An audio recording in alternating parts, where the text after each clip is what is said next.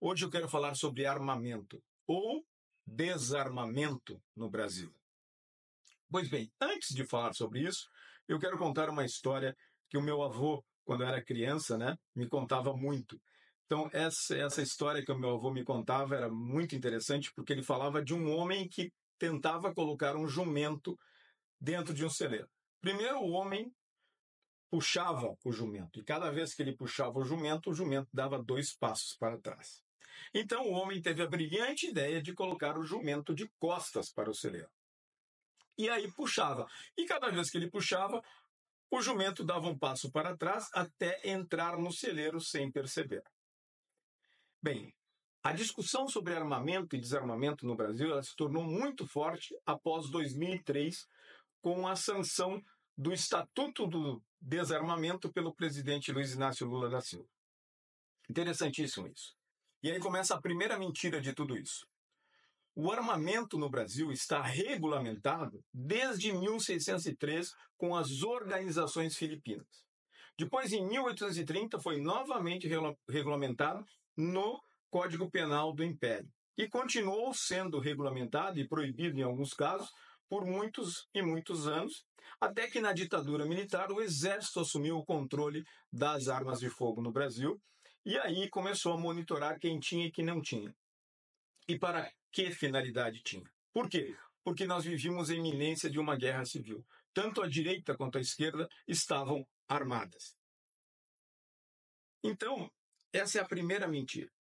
A segunda mentira é que um cidadão armado, ele está mais seguro. Não é verdade. Na verdade, grande parte das armas de fogo que foram perdidas acabaram nas mãos do crime. Inclusive, o nosso Messias teve uma arma que foi roubada e acabou no crime. Mas vem a terceira mentira, que é a mais interessante. A direita diz que essa é uma das suas principais bandeiras, baseadas na teoria de Robert Nozick, filósofo americano do liberalismo, que diz que quanto mais armado um povo, menos ele precisa de exército, menos ele precisa de forças armadas profissionais. Mas por que isso é uma mentira? Não que a teoria do Nozick esteja errada, não é isso. Mas a mentira é que a esquerda também sabe disso. E o que a esquerda sabe? Sabe porque já usou esse artifício. Mao Tse-tung conquistou a China com isso.